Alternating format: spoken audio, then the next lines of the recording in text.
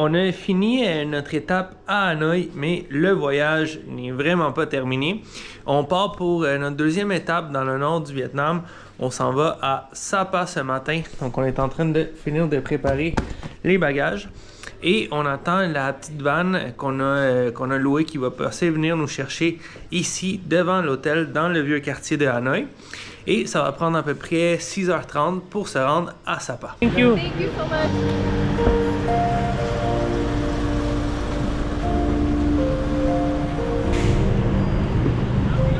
C'est lequel? C'est ici ou là-bas?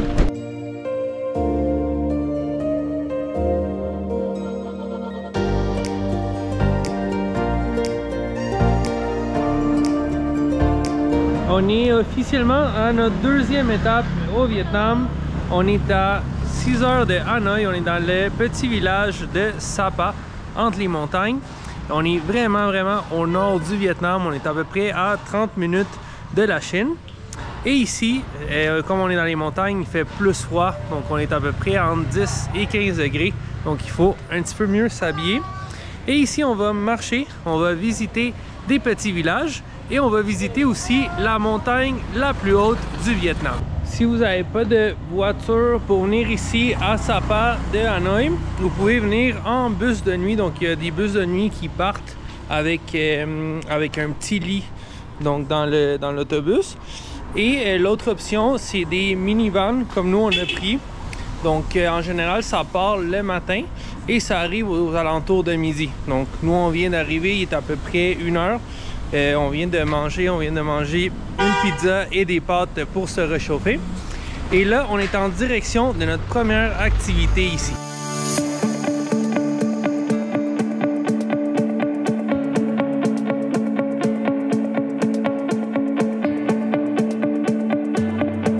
Une des activités les plus populaires ici proche de Sapa, c'est visiter le village de Cat Cat.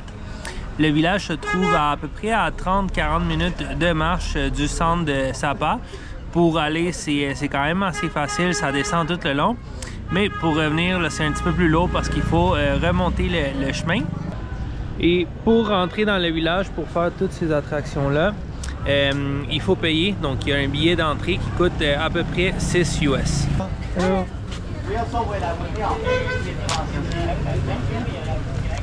Thank you.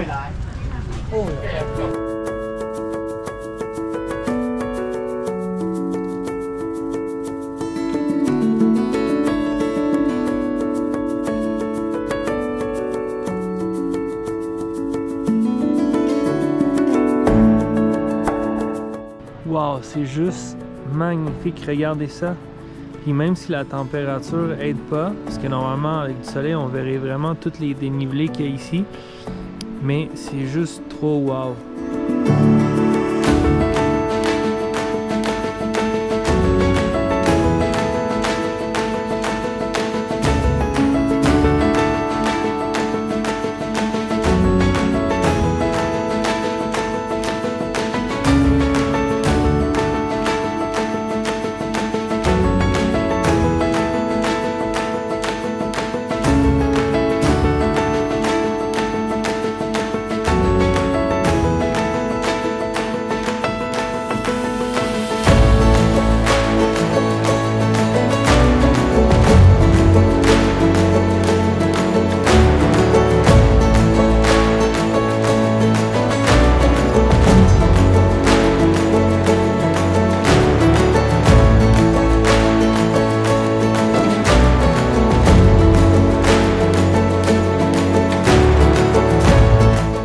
Le village de Cat Cat, c'est un village dans les montagnes et en rentrant ici, on peut avoir une première expérience, une première vue de comment les gens vivent dans les villages comme ça des montagnes.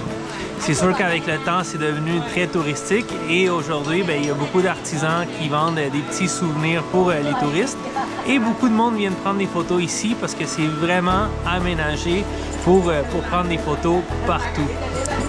Ça n'enlève pas que le village est magnifique et incroyable, puis les paysages sont juste fous.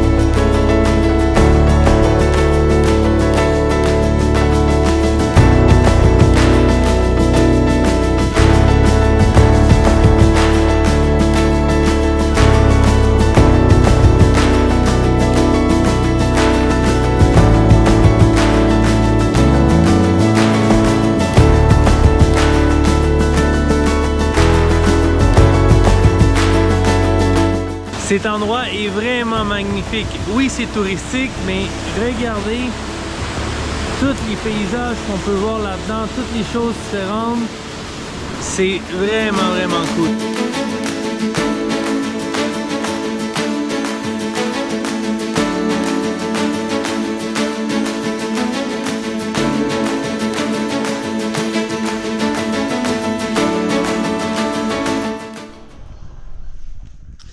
Deuxième journée à Sapa et aujourd'hui ça va être une journée très spéciale. On est en train de se préparer, donc on va mettre plusieurs couches parce qu'aujourd'hui il va faire froid pour de vrai. Hier on a eu un petit test, mais aujourd'hui on passe en dessous des 0 degrés, donc il va faire très froid. On s'en va visiter le Fansipan, qui est la montagne la plus haute du Vietnam, qui se retrouve à plus de 3000 mètres d'altitude. C'est parti, on est en route vers le Fansipan. Et on n'a pas la meilleure température en ce moment. Il y a plu pendant la nuit. Et je pense qu'il va continuer de pleuvoir un petit peu pendant la journée. Mais on n'a pas le choix. On est 2 journées ici. Puis demain, je pense que ça va être encore pire. On est en février en ce moment. Donc, c'est pas nécessairement la meilleure période pour aller le voir. Mais si on est ici, il faut y aller. Avant, pour se rendre au top de la montagne, en haut du Fansipan, il fallait y aller en marchant. Il fallait faire une randonnée de 2-3 jours. Mais depuis 2016, ils ont construit un téléphérique qui t'amène là en 20 minutes. C'est un des téléphériques les plus longs au monde. Je pense que ça fait à peu près 6 km. Et nous, c'est cette option-là qu'on va utiliser aujourd'hui. Pour s'y rendre à partir de Sapa, il faut aller à la station de train de Sapa, prendre un train qui va t'amener jusqu'au téléphérique et là le téléphérique de 15-20 minutes qui va te rendre en haut de la montagne.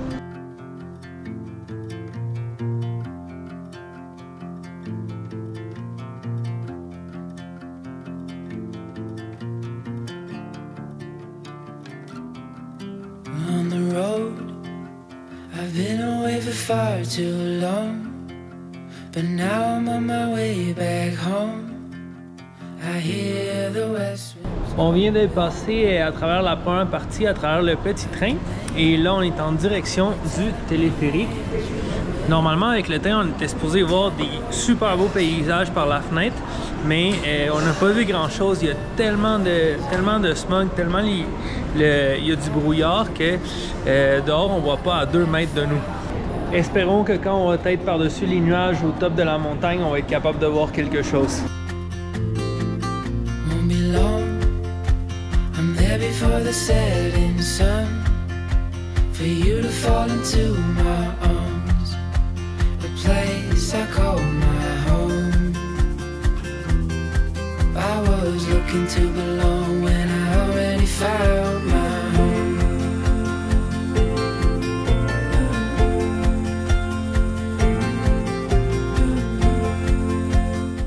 On vient de terminer la partie du funiculaire et comme vous avez vu, on n'a pas vu grand chose à cause du brouillard, mais ce funiculaire-là est très spécial.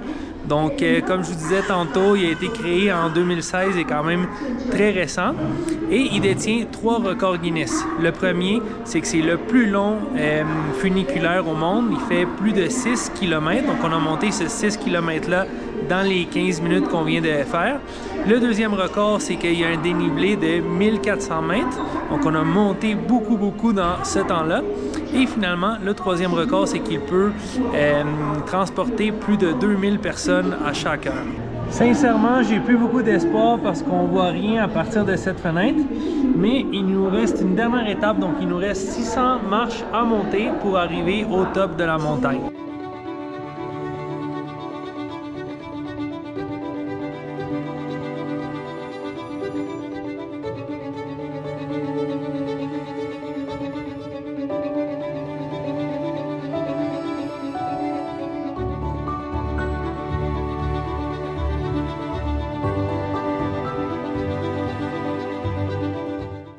C'est fou, à partir d'ici derrière moi, on devrait être capable de voir la ville de Sapa.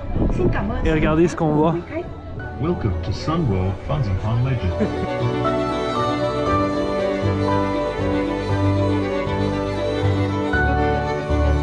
On est vraiment en haut de toutes les nuages. Regardez ça. Wow! Monter les 600 marches, c'est pas si pire. C'est juste qu'avec l'altitude, tu te fatigues un petit peu plus. Puis quand on a des caméras qui sont lourdes un petit peu plus aussi. Mais les gens prennent des pauses de temps en temps. Et on y arrive tranquillement. On est à 3000 mètres d'altitude en ce moment.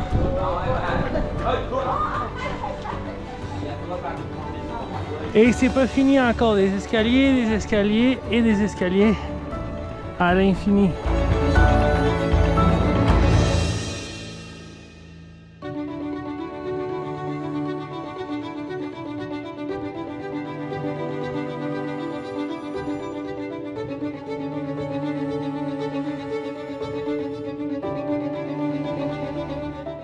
Ok, quand je vous ai dit que c'était pas si pire, on était au tout début. Là, ça fait quand même encore beaucoup de temps. Et on continue de marcher. Ce qui est cool, c'est qu'il y a de moins en moins de monde. Quand on a commencé, c'était rempli. Il y avait énormément de monde. Puis là, c'est devenu quand même beaucoup plus tranquille. Allez, une dernière petite marche, on arrive.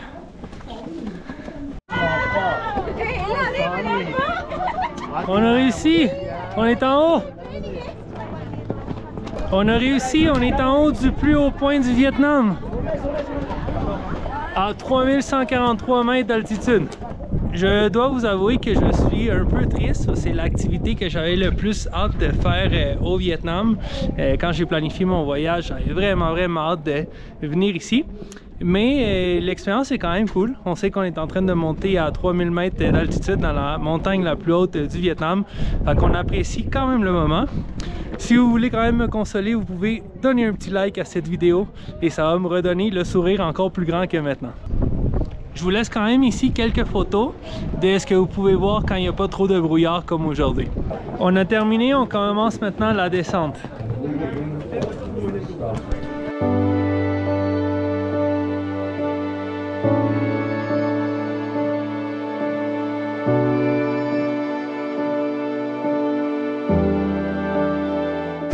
On est de retour à Sapa et comme récompense après toutes les marches qu'on a montées, on a un bon burger, de la pizza et des bonnes pâtes.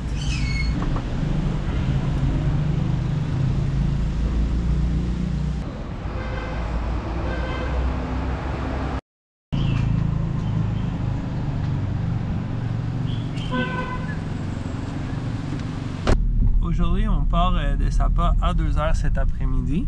Donc ce matin, on a laissé nos valises à l'hôtel. On a fait le check-out et on a pris un chauffeur privé qui va nous emmener faire des points de vue qui sont juste à l'extérieur de la ville de Sapa. Normalement, encore une fois, c'est des points de vue où est-ce qu'on voit vraiment des beaux paysages, mais on n'est toujours pas chanceux. On voit même pas à quelques mètres devant nous à cause du brouillard. Donc on va voir qu'est-ce que ça donne. Il y a quand même un peu d'espoir pour la première fois au Vietnam. On voit le ciel bleu. Regardez ça. Ça dure pas longtemps, mais on a quand même un bout de ciel bleu. Donc il y a quand même espoir aujourd'hui. Laissez faire, on est sorti de la zone ensoleillée. Regardez. Et on est presque arrivé, donc on n'aura pas de chance encore une fois. On vient d'arriver à notre première activité, à notre premier arrêt qui est le pont de Vitres. Donc on est en train d'attendre l'ascenseur pour monter. Regardez l'incroyable point de vue.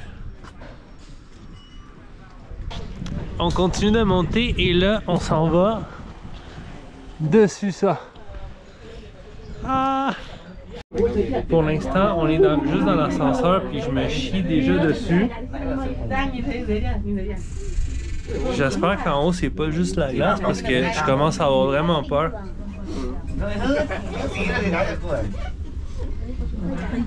Je capote.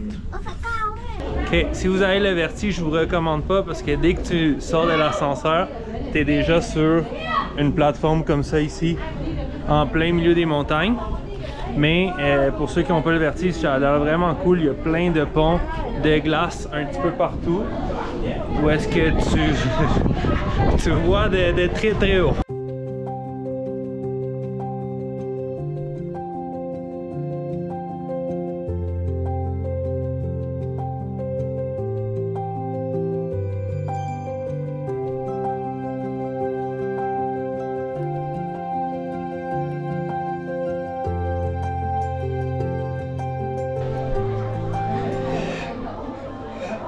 J'ai vraiment peur. Donc pour le reste de l'activité, je vais lui laisser prendre la caméra et aller filmer un petit peu les ponts de glace qui commencent juste là.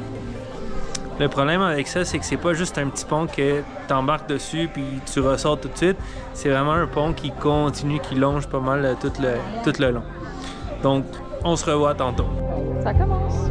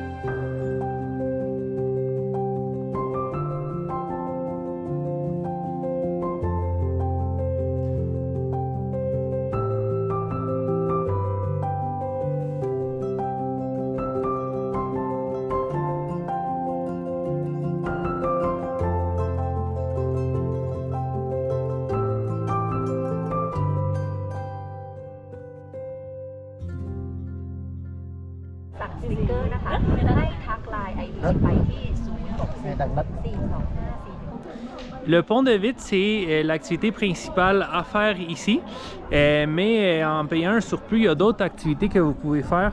Juste ici devant moi, on a un pont qu'on peut essayer de traverser en marchant, attaché bien sûr. Et en haut aussi, j'ai vu des fils où est-ce que je crois que tu peux aller d'un endroit à l'autre aussi en passant par les fils. On est à peu près à 5 minutes de voiture de où on était tantôt. Et là, on vient de rentrer dans un petit parc où est-ce que c'est une promenade, comme ça ici. Et il y a plein de choses qu'on peut voir. Mais normalement, l'attrait principal d'ici, c'est venir voir la porte du paradis, celle-là ici. Encore une fois, à partir d'ici, il y a beaucoup de points de vue où est-ce que vous pouvez prendre des très belles photos. Nous, encore une fois, on voit pas grand chose, mais normalement ici, on a toute la vallée. Donc si vous venez en été, ça doit être très beau.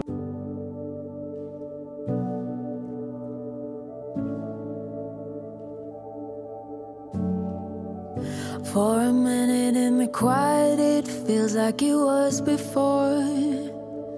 I get lost just for a moment, thinking I'm not where I am. La porte du paradis est vraiment cool, mais tout au long du sentier, il y a plein de spots où vous pouvez arrêter puis prendre des photos. Si vous avez une belle journée, c'est sûr que vos photos vont être très belles. Finalement, on termine avec une balade de 2 km aller et 2 km retour pour aller voir la cascade de l'amour.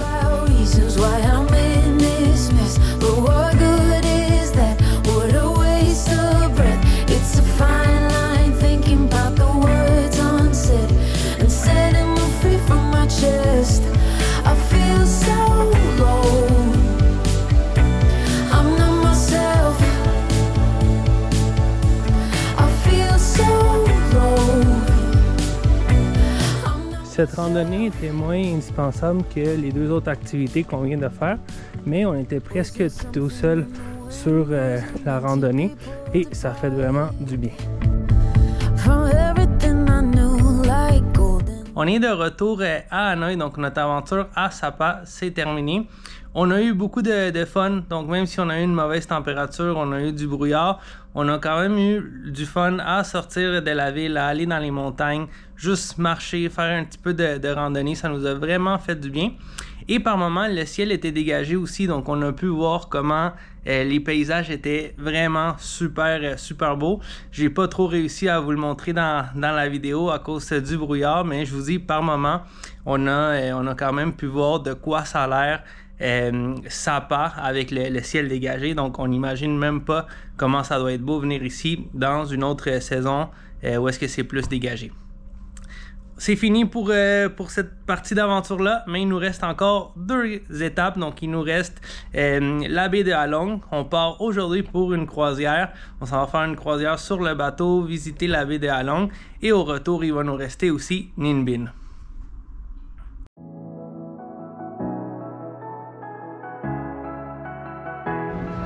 Il fait vraiment froid, mais pour se baigner avec ce paysage, ça vaut amplement la peine.